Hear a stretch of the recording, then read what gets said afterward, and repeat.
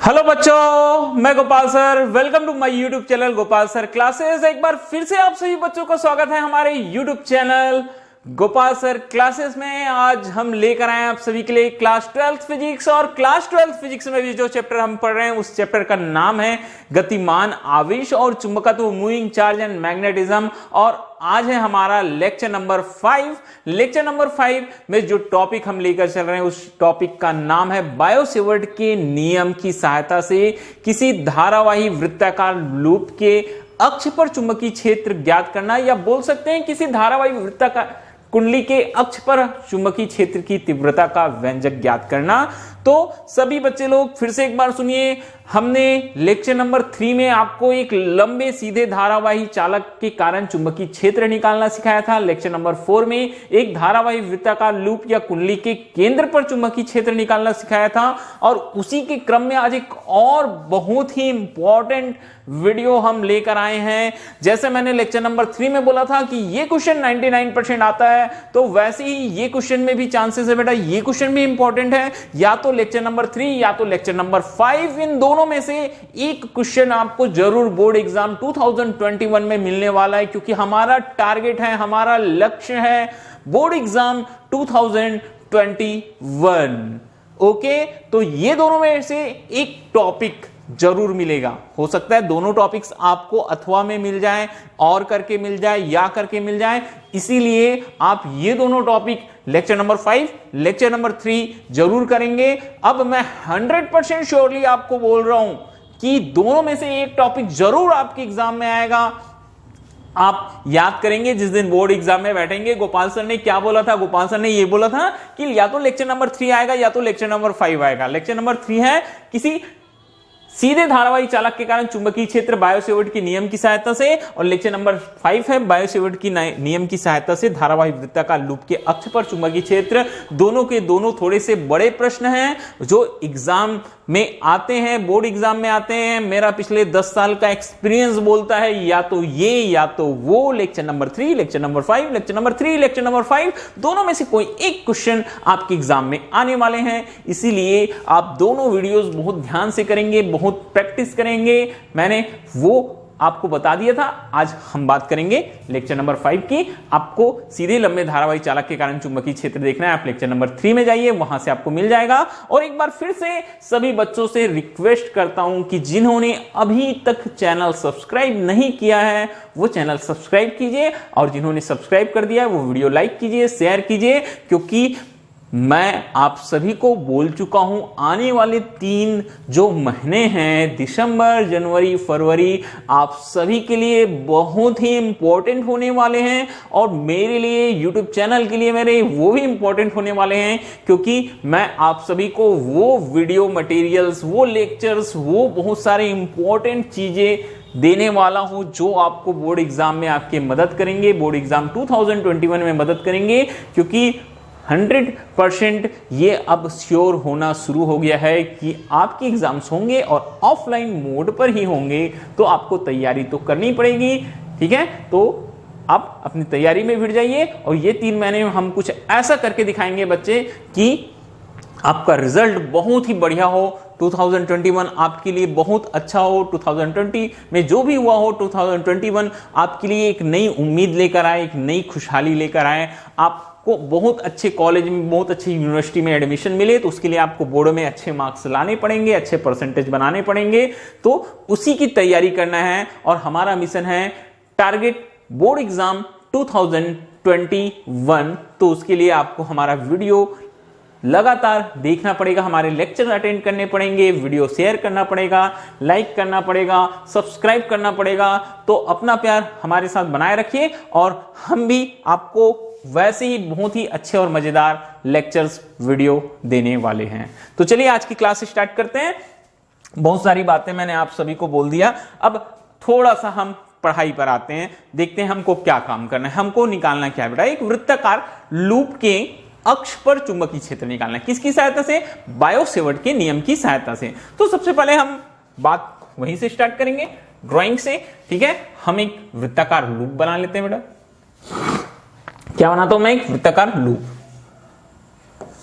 देखिए बेटा, बहुत ध्यान से, ये हमारे पास में एक वृत्ताकार लूप, ठीक है, वृत्ताकार लूप जिसका केंद्र O है, त्रिज्या स्मॉल a है, ठीक है। एक वृत्ताकार लूप दिखाई दे रहा है आपको, केंद्र O, त्रिज्या स्मॉल a। इस वृत्ताकार लूप से स्मॉल x डिस्टेंस पर, कितने डिस्टेंस पर, x डिस्टेंस पर एक पॉइंट है, वो पॉइंट क्या है बेटा, P, जिस पर हमको चुंबकीय क्षेत्र ज्ञात करना है। एक वृत्ताकार लूप है, केंद्र O, त्रिज्या स्मॉल a, करंट फ्लो हो रही है तीर के निशान की दिशा में, मैंने देखिए एरो मार्क बना दिया है, आई करंट फ्लो हो रही है, O से स्मॉल x डिस्टेंस पर एक बिंदु P है, P पर चुंबकीय क्षेत्र ज्ञात करनी है। अब वृत्ताकार लूप के कारण निकालना है, ठीक है, कहां, अक्ष पर, तो वृत्ताकार कुंडली के अक्ष पर x डिस्टेंस पर एक बिंदु क्या ले लिया मैंने, P ले लिया बेटा, क्या ले लिया है, P ले लिया है। तो इस वृत्ताकार कुंडली को हम बहुत सारे छोटे छोटे अल्पांशों में विभक्त कर देते हैं। एक अल्पांश या धारा अवयव जिसमें विभक्त किया उसको मैंने नाम दिया बेटा AB, अल्पांश की लंबाई dl, अल्पांश की लंबाई क्या है, dl। अल्पांश को मैं बिंदु P से मिलाने वाला हूं, ये मिल गया। अल्पांश और बिंदु P के बीच का जो डिस्टेंस है वो डिस्टेंस होता है बेटा स्मॉल r, ठीक है। ये अल्पांश को मैंने बिंदु P से मिला दिया, और ये जिस बिंदु से मैंने मिलाया अल्पांश का उसको नाम दे देता हूं बेटा C, ओके। और ये जो कोण बना अल्पांश को बिंदु P से मिलाने, कितना कोण बना, थीटा, ओके। तो ये इतना डायग्राम अभी आप देख लीजिए, जैसे जैसे क्वेश्चन हमारा आगे बढ़ते जाएगा हम आगे डायग्राम बनाते हुए चलेंगे। क्या समझ में आ रहा है, एक वृत्ताकार कुंडली है, केंद्र O, त्रिज्या small a, okay. Current flow हो रही है तीर के निशान की दिशा में, ये करंट I। अब इस वृत्ताकार कुंडली के केंद्र O से अक्ष पर x डिस्टेंस पर एक बिंदु P है, P पर हमको चुंबकीय क्षेत्र निकालना है, ओके। P पर क्या निकालना है बेटा, हमको चुंबकीय क्षेत्र निकालना है। मैंने मान के चला कि ये वृत्ताकार जो लूप है बहुत सारे अल्पांशों से मिलकर बना है, छोटे छोटे धारा अवयव से मिलकर बना हुआ है। एक अल्पांश या धारा अवयव मैंने क्या ले लिया बेटा, AB ले लिया, देखिए डायरेक्ट AB ले लिया, ठीक है। फिर अल्पांश की लंबाई dl है, अल्पांश को बिंदु P से मिलाया, मिलाने के लिए एक बिंदु वहां C ले लिया बेटा, ये CP मिल गया। कोण कितना बना रहा है, थीटा। तो सबसे पहले मैं बात करूंगा कहां से, बायो-सेवर्ट के नियम से, ठीक है। कौन से नियम की सहायता से बेटा, बायो-सेवर्ट के नियम की सहायता से। तो चलिए बायो-सेवर्ट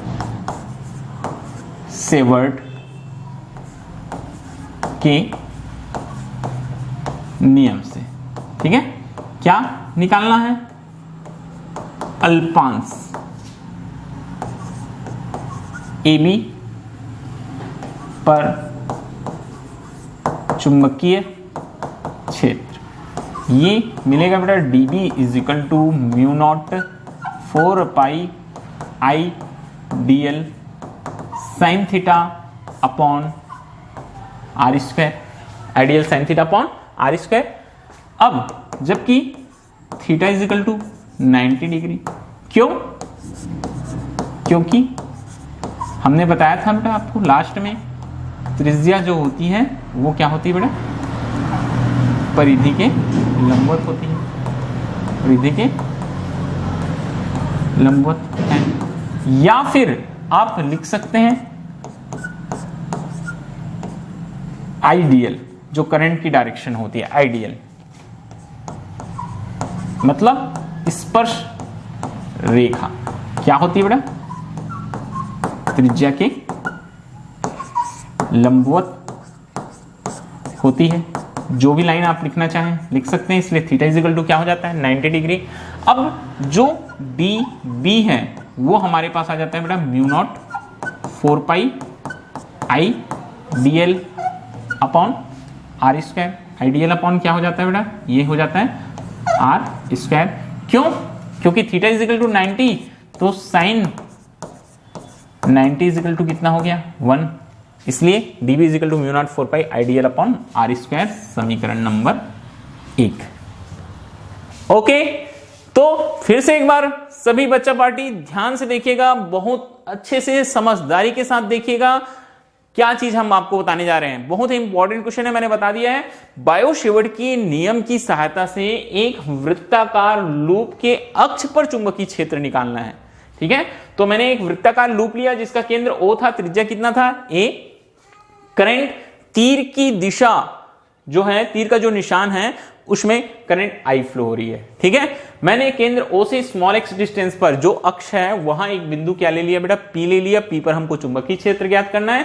फिर मैंने बताया कि ये जो वृत्ताकार लूप है बहुत सारे अल्पांशों से मिलकर बना हुआ है, उन्हीं में से एक अल्पांश क्या है हमारे पास में, AB है। AB की लंबाई dl, अल्पांश को बिंदु P से मिलाया, बीच की दूरी कितनी है, r है, और कोण जो बना वो थीटा है। तो बायो-सेवर्ट के नियम की सहायता से AB पर, अल्पांश AB पर चुंबकीय क्षेत्र, अल्पांश AB के कारण लिखना था, अल्पांश AB पर चुंबकीय क्षेत्र, अल्पांश AB के कारण किस पर बेटा, बिंदु P पर चुंबकीय क्षेत्र। मैं लिख देता हूं, थोड़ा सा सुधार कर देता हूं इसमें, अल्पांश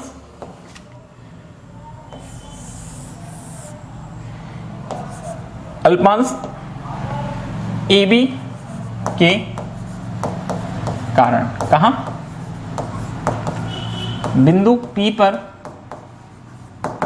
चुंबकीय क्षेत्र। ठीक है, तो dV is equal to mu naught 4 pi ideal sine theta upon r square, theta 90 degree हो गया, साइन 90 इजिकल टू 1, रीजन मैंने बताया त्रिज्या परिधि की लंबवत है, या लिख सकते हैं आइडियल स्पर्श रेखा जो रहती है वो त्रिज्या की कैसे होती है, लंबवत होती है। तो dV is equal to mu naught 4 pi ideal upon r square, ये हमारे पास में क्या आ गया बेटा, व्यंजक आ गया, ये हमारे पास में क्या आ गया, व्यंजक आ गया। ठीक है, अब जो चुंबकीय क्षेत्र dV आया, dV की दिशा, dV की दिशा बोलता है। ठीक है, ये जो चुंबकीय क्षेत्र dV आ रहा है, dV की दिशा कहां होती है, अल्पांश को बिंदु P से मिलाने वाली रेखा के लंबवत दिशा में होती है बोलते हैं। ये कहां होती है, dV की दिशा अल्पांश को बिंदु P से मिलाने वाली रेखा की लंबवत दिशा में होती है। तो अल्पांश को बिंदु P से मिलाने वाली रेखा CP के लंबवत दिशा में होती है। तो देखिए अब लंबवत दिशा, ये बेटा CP के लंबवत, मतलब यहां से मैं 90 डिग्री बना दूंगा, ये डायरेक्शन क्या नाम दे दिया मैंने, PR। क्या डायरेक्शन नाम दे दिया मैंने, PR दिशा में हो गया। ठीक है, ये अतः dB की जो दिशा है, dB की क्या है बेटा, दिशा है, वह कैसी होगी, PR होगी। ठीक है, कौन से डायरेक्शन में होगी, PR होगी। फिर dB को दो घटकों में क्या किया जा सकता है बोलता है, वियोजित किया जा सकता है, वियोजित किया जा सकता है। dB को दो घटकों में वियोजित किया जा सकता है। कैसे वियोजित करेंगे, इधर देखेंगे बेटा, dB को दो घटकों में वियोजित करना है, एक OP के लंबवत PN दिशा में, OP के लंबवत PN दिशा में, और एक OP के अनुदिश, एक OP के अनुदिश। तो जो OP के अनुदिश रहेगा उसको हम नाम देंगे बेटा dB, और नाम देने से पहले यहां हम एक कोण मान लेते हैं बेटा, कोण क्या मान लेंगे, यहाँ कोण फाई मान लेंगे बेटा। तो ये कोण भी हमारा क्या निकल आएगा, ये कोण भी क्या हो जाएगा बेटा, फाई हो जाएगा। ठीक है, दो घटकों में वियोजित किया जा सकता है, हमने लिख लिया। तो ये dB हो जाएगा बेटा साइन फाई, और ये PN की दिशा में ये घटक हो जाएगा dB cos फाई। तो मैं यहां दोनों पॉइंट्स में यहां लिख देता हूं, क्या क्या पॉइंट्स है हमारे पास में। फर्स्ट क्या है, dB sine phi, dB sine phi OP के अनुदिश, OP की दिशा में। और जो दूसरा घटक है बेटा वो है, जो दूसरा मेरे पास में घटक है वो है dB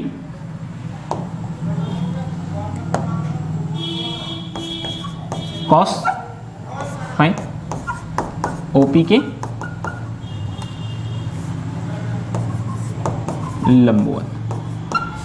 ये इस प्रकार से। फिर से एक बार समीकरण 1 तक मैंने आपको बता दिया था बेटा, dB इक्वल टू क्या आता है, म्यू नॉट 4 पाई dl अपॉन r स्क्वायर। फिर देखिए ये जो चुंबकीय क्षेत्र जो dB आया था, ठीक है, उसकी दिशा कहां होगी बोलता है, अल्पांश। अल्पांश क्या है बेटा हमारे पास में AB, ठीक है, अल्पांश को बिंदु P से मिलाने वाली रेखा। तो अल्पांश को बिंदु P से कौन सी रेखा मिला रही है, CP मिला रही है। अल्पांश को बिंदु P से कौन सी रेखा मिला रही है बेटा, CP मिला रही है। कंफर्म है ये, ठीक है। अल्पांश को बिंदु P से कौन मिला रही है, CP। मैं देखो बिंदु P को मैं फिर से लिख देता हूं एक बार, ठीक है। इधर ये थोड़ा सा दिखाई नहीं दे रहा है हमको, थोड़ा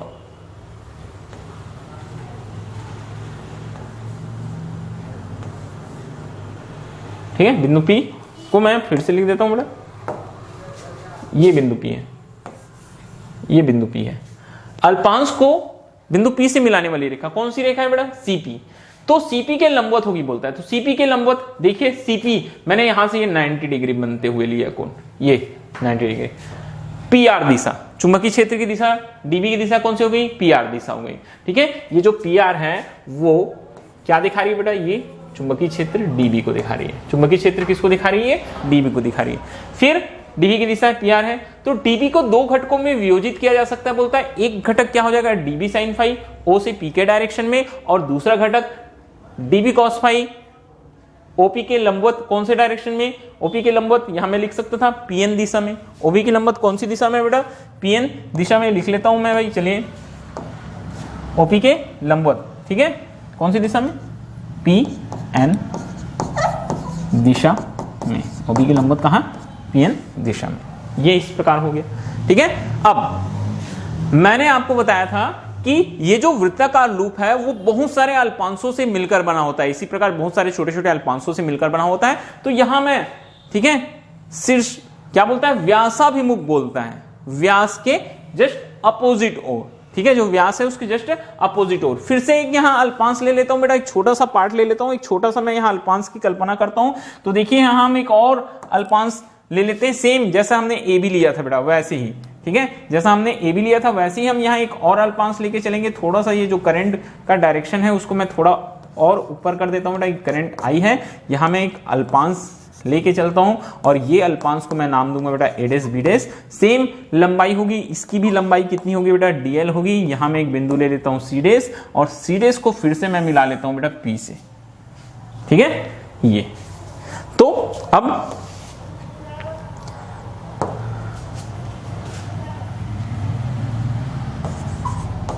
अल्पांश ए डैश बी डैश के कारण क्या निकालेंगे,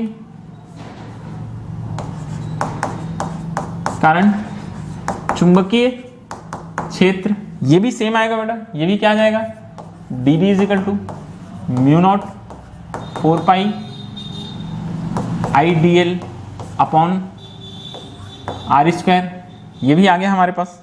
इसको भी एक समीकरण लेके चलते हैं, समीकरण नंबर 2, ठीक है, समीकरण नंबर 2। अब इसकी दिशा देखिए, इसकी दिशा फिर से अल्पांश को बिंदु P से मिलाने वाली रेखा की कैसे हो जाएगी बेटा, लंबवत दिशा में, ये ऐसे 90 डिग्री बनाते हुए। इस बिंदु को मैं नाम दे देता हूं आर डैश, क्या नाम दे देता हूं, आर डैश, और इसको भी हम दो घटकों में विभाजित कर देंगे बेटा। ये जो कोण है उसको मान लेंगे हम फाई, ये कोण को हम मान लेंगे बेटा फाई, और दो घटकों में फिर से इसको विभाजित कर देंगे। एक घटक जो ओपी के अनुदिश रहेगा वो फिर से आ जाएगा बेटा डीबी साइन फाई, और दूसरा घटक जो लंबवत रहेगा उसको मैं एन डैश मान लेता हूं, ये घटक क्या आ जाएगा बेटा डीबी कॉस फाई, ठीक है। और हम यहां लिखते चलेंगे, ठीक है, dB की दिशा कैसी होगी, P R डैश होगी, ठीक है। dB की दिशा कैसे हो गई बेटा, P R डैश हो गई। dB को दो घटकों में क्या किया जा सकता है बेटा, वियोजित किया जा सकता है, ठीक है। यहां भी हम इसको दो घटकों में योजित कर सकते हैं, ठीक है। जो dB है उसको दो घटकों में योजित किया जा सकता है, बोलते हैं कैसे दो घटक, फर्स्ट फिर से dB साइन फाई, कहां बेटा, OP के अनुदिश, OP के अनुदिश देख लीजिए, यह dB साइन फाई नीचे की ओर OP के अनुदिश। Second dv cos phi OP के लंबवत। अब ये देखो, ये P से एंड एस नीचे की ओर, P से किधर बेटा, एंड एस नीचे की ओर, OP के लंबवत, मैं इसको लिख देता हूं P and S Disha. Okay, तो इस प्रकार से देखिए, फिर से एक बार स्टार्ट करते हैं, ठीक है। बायो-सेवर्ट का नियम जब हमने इस डायग्राम पर लगाया बेटा, बायो-सेवर्ट का नियम, तो सबसे पहले बिंदु P पर हमने अल्पांश AB के कारण चुंबकीय क्षेत्र निकाला था, dB = μ0 4 ideal sin theta upon r square. Theta का मान 90 आया तो sin 90 = 1 हो गया, dB = μ0 4 ideal upon r square, समीकरण नंबर 1 बन गया। पूरा का पूरा जो खेल है वो स्टार्ट होता है कहां से बेटा, दिशा से, कि ये जो dB आया उसकी दिशा कैसी होती है। तो dB की दिशा कैसी होती है, फिर से एक बार सुनिएगा, बहुत ध्यानपूर्वक सुनिएगा बेटा। बोलता है बिंदु P को अल्पांश से मिलाने वाली रेखा के लंबवत, तो बिंदु P को अल्पांश से मिलाने वाली रेखा कौन सी हुई, CP का लंबवत परपेंडिकुलर डायरेक्शन P से R, मैंने देखो dB दिखा दिया है, क्या दिखा दिया बेटा, dB। ओके, फिर dB को दो घटकों में वियोजित किए, OP की दिशा में dB sin फाई और P से N की दिशा में dB cos फाई। P से N के डायरेक्शन में क्या शो किया बेटा हमने, dB cos फाई दिखाया। तो ये दो डायरेक्शन हमारे पास हो गए। ओके, ये dB cos फाई हो गया, dB क्या हो गया बेटा, sin फाई हो गया, दोनों डायरेक्शन में हमने शो कर दिया, dB sin phi, dB cos phi. अब इसके बाद में, ठीक है, इसके बाद में हमने क्या किया बेटा, जैसे घटक में योजित किया, एक और व्यासाभिमुख दूसरी ओर एक और अल्पांश लिया, एडेस बीडेस, सेम लंबाई का DL, और इस अल्पांश के बिंदु C डेस से हमने P को मिला दिया। तो फिर से बिंदु P पर जो चुंबकीय क्षेत्र आया वो सेम आएगा, dB = μ0 4 ideal upon r square, और इसकी जो दिशा होगी वो दिशा कैसी होगी, P से R डेस की दिशा में, ये भी बिंदु P से मिलाने वाली रेखा की लंबवत दिशा में, ये नीचे की ओर हो गई R डेस दिशा में। ये भी क्या दिखा रहा है बेटा, क्या शो कर रहा है, ये भी dB को शो कर रहा है, ये भी किसको शो कर रहा है, dB को PR डेस। अब इसको भी दो घटकों में वियोजित कर लिए, dB sin फाई और dB cos phi. dB sin phi यहां भी OP के अनुदिशा है देखिए, और dB cos फाई PN दिशा में, ठीक है। अब इस डायग्राम में देखने पर हमको एक बहुत ही महत्वपूर्ण चीज दिखाई देती है।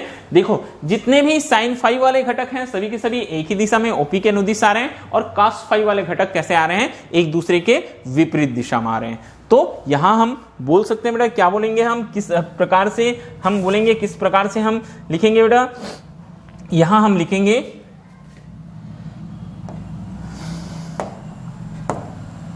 चूंकि लंबवत घटक मतलब PN और PN डेस, ठीक है, दिशा विपरीत होने के कारण एक दूसरे को, ठीक है, दिशा विपरीत होने के कारण एक दूसरे को क्या कर देते हैं बेटा, निरस्त करते हैं। अतः, ठीक है, अतः जो अनुदिश घटक हैं वे आपस में जुड़कर क्या निकालेंगे, परिणामी चुंबकीय क्षेत्र की दिशा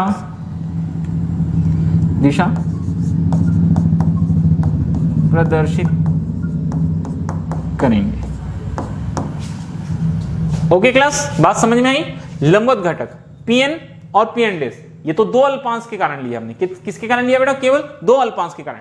अगर हम सारे के सारे अलग अलग अल्पांशों के कारण लेंगे तो ये दोनों दिशाओं में ही आएंगे, लंबवत दिशाओं में ही आएंगे और एक दूसरे के विपरीत रहेंगे, परिमाण में बराबर हैं। अतः ये दोनों घटक एक दूसरे को क्या करते जाएंगे, निरस्त करते जाएंगे। क्या करते जाएंगे बेटा, निरस्त करते जाएंगे। और जो अनुदिश घटक है dB sin फाई ये OP के डायरेक्शन में आएंगे और आपस में क्या होते जाएंगे, जुड़ते जाएंगे, और यही क्या होगा बेटा, परिणामी चुंबकीय क्षेत्र की तीव्रता होगी। इसलिए मैंने लिखा है चूंकि लंबवत घटक PN और PN डेस दिशा विपरीत होने के कारण एक दूसरे को क्या कर देते हैं, निरस्त करते हैं। अतः जो अनुदिश घटक है वो आपस में जुड़कर परिणामी चुंबकीय क्षेत्र की दिशा को क्या करेंगे, प्रदर्शित करेंगे।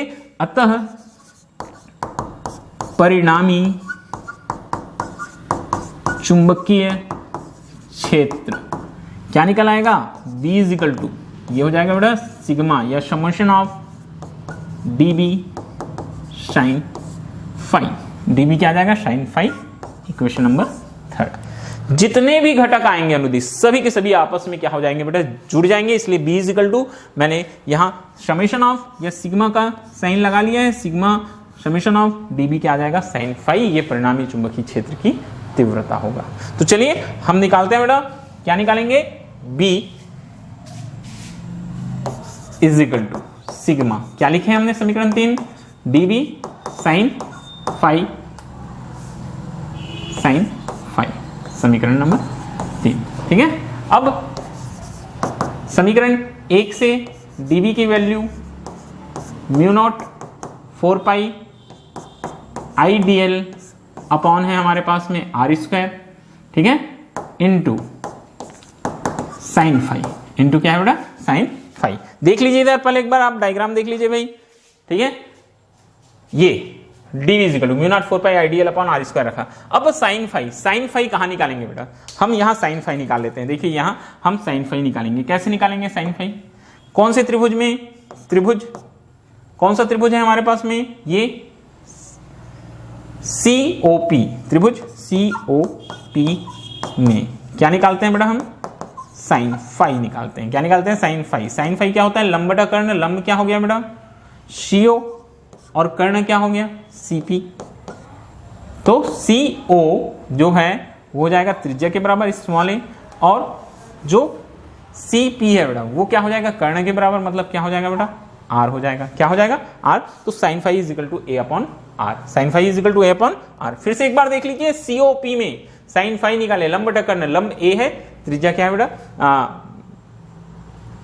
कर्ण क्या है यहाँ R है, तो A अपॉन R निकल आया। वापस हम वैल्यू पुट करते हैं, dB की value mu naught 4 pi ideal upon R square रख दिए थे, इनटू क्या हुआ था बेटा, साइन फाई हुआ था। तो ये हमारे पास में वैल्यू क्या आ जाएगी, यहाँ ये वैल्यू आ जाएगी बेटा B is equal to sigma mu naught 4 pi IDL upon R square, sine phi क्या आ रहा है हमारे पास में, A अपॉन R। क्या आ रहा है बेटा, A अपॉन R। हम यहां लिख सकते हैं कहां से, समकोण त्रिभुज C, ठीक है, समकोण त्रिभुज COP में क्या आया, sine phi is equal to A upon R से, ठीक है, sine phi is equal to A upon R से। तो देखिए ये हमारे पास में B इज इक्वल टू क्या आ रहा है बेटा, sigma mu naught 4 pi IA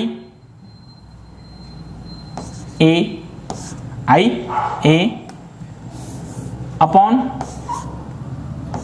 R cube. IA upon क्या आ रहा है बेटा हमारे पास में, R क्यूब। ये हमारे पास व्यंजक आ रहा है बेटा, IA अपॉन आ रहा है R क्यूब, ठीक है, IADL अपॉन R क्यूब। तो जो कांस्टेंट है उसको बाहर निकालिए बेटा, कांस्टेंट है उसको बाहर निकालिए, mu naught 4 pi IA upon R cube, sigma क्या बचेगा DL, क्या बचेगा सिग्मा DL। फिर से वही बात आ गई बेटा, एक वृत्त की परिधि जैसा हमने लास्ट क्वेश्चन में देखा था, ये हो जाएगा mu naught 4 pi I upon A R cube. ये कितना हो जाएगा, त्रिज्या A है तो ये हो जाएगा बेटा 2 पाई A, कितना हो जाएगा 2 पाई A। और finally B is equal to mu naught 4 pi 2 pi I A square, 2 pi I A square upon R cube. ये हमारे पास में व्यंजक आ जाएगा, ठीक है। फिर से एक बार देखिएगा क्या किया बेटा हमने, dB साइन फाई, dB की वैल्यू पुट किया mu naught 4 pi ideal upon R square sine phi. Sine phi मैंने कहां से लाया, समकोण त्रिभुज, पीछे पेज में बना के दिखाया COP में sine phi is equal to A upon R। ये समीकरण नंबर 1 से आया। अब वैल्यू पुट कर रहे हैं I upon A R cube, जो कांस्टेंट है उसको बाहर निकाल दिया, mu naught 4 pi IA upon R cube, sigma DL क्या गया बेटा, सिग्मा DL आ गया। तो B is equal to mu naught 4 pi IA upon R cube, sigma DL is equal to होता है बेटा 2 पाई A। क्या होता है 2 पाई A होता है, तो 2 pi I A square R cube. अब फिर से देखिए ना, यदि कुंडली में फेरों की संख्या क्या हो, n हो तो, कुंडली में फेरों की संख्या कितनी हो बेटा, n हो तो इस कंडीशन में B is equal to mu naught 4 pi 2 pi n, मैं लगा दिया 2 pi n i a square upon r cube. ये हमारे पास आ जाएगा बेटा, चुंबकीय क्षेत्र की तीव्रता के लिए व्यंजक आ जाएगा। और यहां भी हम कुछ चेंजेस कर सकते हैं। कैसे कुछ चेंजेस करेंगे, वापस आ जाते हैं बेटा, डायग्राम में आ जाएंगे। समकोण त्रिभुज, कौन सा समकोण त्रिभुज देखे थे अभी हमने, COP में, थोड़ा सा आ जाते हैं पीछे पेज में, समकोण त्रिभुज COP में। ये देखो समकोण त्रिभुज COP में ये R है बेटा, तो अगर हम यहाँ R का स्क्वायर निकालें तो R का स्क्वायर क्या निकलेगा बेटा, under root A square Pythagoras प्रमेय से प्लस x स्क्वायर निकलेगा।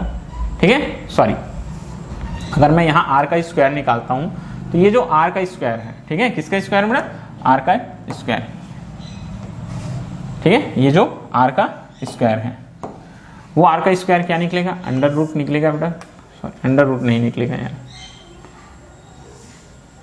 ये कर्ण का वर्ग बराबर हो जाएगा बेटा लंब का वर्ग a स्क्वायर प्लस आधार का वर्ग क्या हो जाएगा x स्क्वायर। R की वैल्यू अंडर रूट निकल आएगी बेटा a square plus x square. ठीक है, ये a स्क्वायर प्लस क्या हो जाएगा बेटा, ये x स्क्वायर हो जाएगा। तो यहां से आप एक काम और कर सकते हैं। क्या एक काम करेंगे, आप आर क्यूब की वैल्यू देख लीजिए बेटा, यहां से किसकी वैल्यू देख लेंगे आप, आर क्यूब। तो आर क्यूब क्या हो जाएगा, आर स्क्वायर इंटू आर, तो r square into r, r square, ये a square plus x square into ये अंडर रूट हो जाएगा बेटा a square plus x square. चलिए हम पीछे पेज में निकालते हैं। ये समकोण त्रिभुज COP में हमने बताया पाइथागोरस प्रमेय से आर स्क्वायर इजिकल टू क्या निकल रहा है बेटा, a square plus x square निकल रहा है। आर स्क्वायर इजिकल टू क्या निकल रहा है, ए स्क्वायर प्लस एक्स स्क्वायर। मतलब ये हुआ कि आर की वैल्यू हो जाती है under root a square plus x square, और इसको हम बोलते हैं बेटा a square plus x square. Under root का मतलब होता है पावर में 1/2। यहां से मैं आर क्यूब की वैल्यू अगर फाउंड करूं तो ये आर स्क्वायर इंटू क्या हो जाएगा बेटा आर, मतलब हो जाएगा ए स्क्वायर, क्या हो जाएगा मतलब ए स्क्वायर प्लस एक्स स्क्वायर और ए स्क्वायर प्लस एक्स स्क्वायर पूरे का घात 1/2। तो पहले वाले में देखिए घात में कुछ नहीं, मतलब 1 है, दूसरे वाले में 1/2 है। तो घातांक के नियम से ए स्क्वायर प्लस एक्स स्क्वायर पूरे का घात हो जाएगा बेटा 3/2। पूरे का घात क्या हो जाएगा 3/2। इस तरीके से हमारे पास में जो व्यंजक है b इजिकल टू वो बन जाएगा बेटा म्यू नॉट 4 पाई 2 पाई फिर कोई संख्या n i a स्क्वायर और r cube a square plus x square पूरे का घात 3/2। ये आ जाएगा वेबर पर मीटर स्क्वायर। क्या आ जाएगा बेटा, वेबर पर मीटर स्क्वायर। ये इस तरीके से, ठीक है। हाँ, इसी प्रश्न के साथ कई बार क्या बोल देता है बेटा, इतना करने के बाद इसी प्रश्न के साथ कई बार क्या बोल देता है कि वृत्त कुंडली के केंद्र पर भी निकालो बोल देता है। तो अगर आपको कभी ये पूछ दे तो ये याद रखना कि वृत्तीय कुंडली के केंद्र पर, ठीक है, चुंबकीय क्षेत्र अगर निकालना होगा तो एक काम करना बेटा, अभी हमने अक्ष पर x दूरी पर लिया तो x को क्या कर लेना आप 0 कर लेना। x को क्या कर लेना बेटा आप 0 करेंगे तो x इक्वल 0 करेंगे तो देखो कैसे आ जाएगा, b इक्वल टू हो जाएगा बेटा mu naught 4 pi 2 pi n i a square 2 pi n क्या हो रहा है a स्क्वायर हो रहा है बेटा, ठीक है, अपॉन ये x 0 हो गया तो a स्क्वायर इंटू हो जाएगा बेटा पूरे का घात कितना हो जाएगा 3/2। ये 2 कैंसल, a क्यूब बचा तो इधर से स्क्वायर स्क्वायर भी क्या हो जाएगा बेटा कैंसिल हो जाएगा, ठीक है।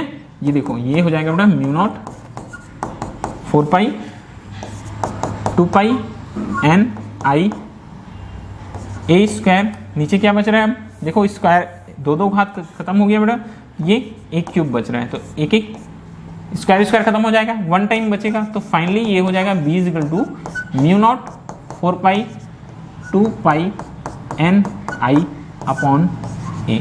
आप इस तरीके से वेबर पर मीटर स्क्वायर।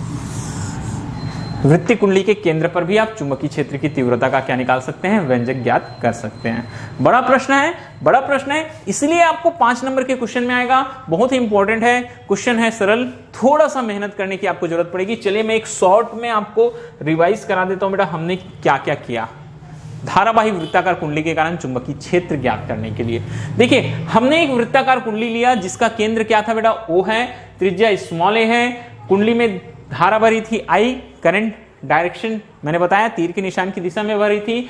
फिर एक अल्पांश AB लिया बेटा, अल्पांश AB जिसकी लंबाई dl थी, अल्पांश से कितनी डिस्टेंस पर, सॉरी O से x डिस्टेंस पर एक बिंदु P था, P पर हमको चुंबकीय क्षेत्र ज्ञात करना था। अल्पांश को हमने बिंदु P से मिला दिया, दोनों के बीच का डिस्टेंस कितना था, स्मॉल r था। कितना था बेटा, स्मॉल r। तो सबसे पहले हमने बायो-सेवर्ट के नियम की सहायता से अल्पांश के कारण चुंबकीय क्षेत्र dB निकाला। dB क्या निकला, mu naught 4 pi I dl sin theta upon r square.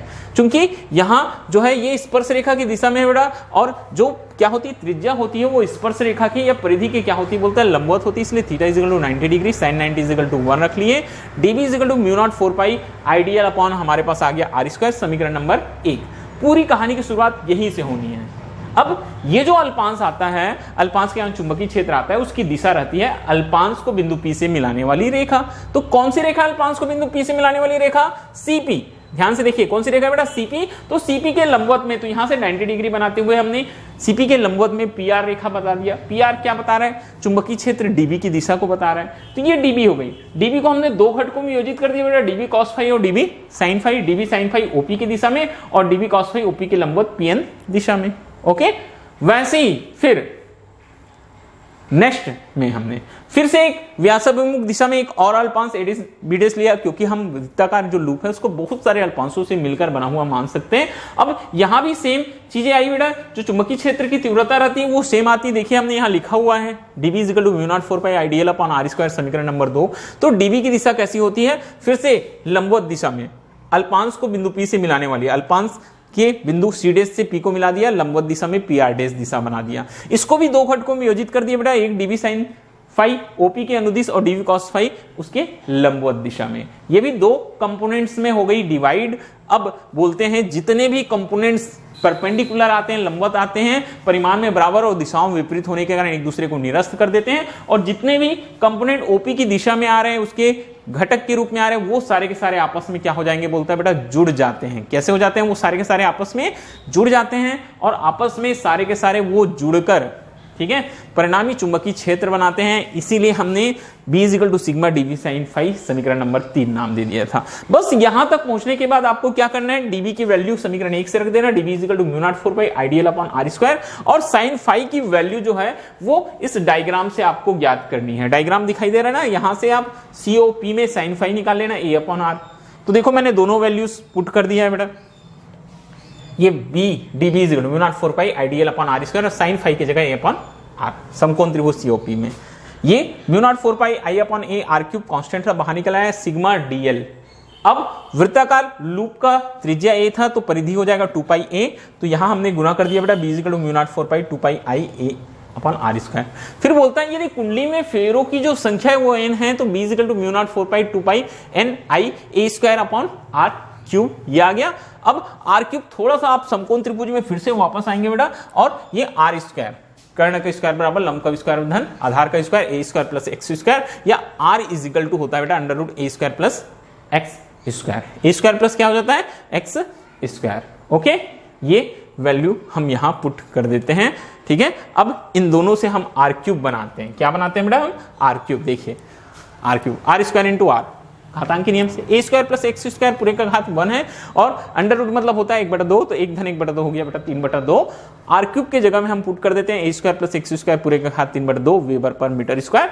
इस प्रकार से धारावाही वृत्ताकार कुंडली के अक्ष पर चुंबकीय क्षेत्र आ जाता है। और कभी कभी मैंने बताया यहाँ केंद्र पर भी निकालने के लिए बोलता है साथ साथ, तो केंद्र पर निकालना होगा तो x को 0 कर देना, a स्क्वायर पूरे का घात 3/2 होगा, 2 पावर कैंसल, एक क्यूब बचेगा बेटा, एक क्यूब है, ऊपर में भी a स्क्वायर है, एक ए स्क्वायर कैंसिल, एक ए बचा, तो B is equal to mu naught 4 pi 2 pi NI upon A weber per metre square. तो इस तरीके से आप ये क्वेश्चन भी आसानी से सॉल्व कर सकते हैं। ठीक है, ध्यानपूर्वक कीजिएगा। और फिजिक्स बहुत मेहनत का काम है बेटा, रिटन वर्क ज्यादा है, आपको लिखकर प्रैक्टिस करना पड़ेगा। जैसा आप मैथ्स में मेहनत करते हैं, मैथ्स में प्रैक्टिस करते हैं, वैसे ही आप फिजिक्स में भी प्रैक्टिस कीजिए। बगैर प्रैक्टिस के होगा नहीं। फिजिक्स कोई जादू नहीं है, हम यहां से फूंक मारेंगे आपके दिमाग में घुस जाएगा। जब तक आप प्रैक्टिस नहीं करेंगे, बार बार लिख के नहीं देखेंगे, कोई क्वेश्चन आपसे बनने वाला नहीं है। यहां आपको समझ में आ जाएगा, अच्छा लगेगा, एग्जाम में जाएंगे आपको परेशानी होगा, आप लिख नहीं पाएंगे। ठीक है, इसलिए कॉपी में बार बार लिख के प्रैक्टिस कीजिए। जो भी दिक्कत है हमसे शेयर कीजिए, हमारा चैनल सब्सक्राइब कीजिए, और भी बहुत अच्छे वीडियो लेकर आने वाले हैं। और हम आपको बताने वाले हैं कि आप बोर्ड एग्जाम 2021 में क्या पढ़ेंगे, क्या नहीं पढ़ेंगे, कितना आपको पढ़ना है, कौन सा टॉपिक इंपॉर्टेंट है, कौन सा टॉपिक इंपॉर्टेंट नहीं है। ये सारी चीजें हम एक नया अपना मिशन बनाने वाले हैं। हमारा जो मिशन है, जो हमारा काम है, वो है board exam 2021, target board exam 2021। ठीक है, ये अब हम आपको बोर्ड एग्जाम की तैयारी कराएंगे। ओके, तो अगर आपको ये वीडियो अच्छा लगा होगा तो चैनल लाइक कीजिए, सब्सक्राइब कीजिएगा, चैनल शेयर कीजिएगा, अपने फ्रेंड्स को बताइए, दोस्तों को बताइए, और अधिक से अधिक व्यूअर लेकर आइए हमारे चैनल पर। ठीक है, अब हम नेक्स्ट वीडियो में मिलेंगे बेटा, अगले लेक्चर में मिलेंगे, लेक्चर नंबर 6 में। ओके, तब तक के लिए आप सभी से मैं अलविदा चाहता हूं। ओके बाय, अब नेक्स्ट वीडियो में नए टॉपिक के साथ मिलेंगे। Okay bye.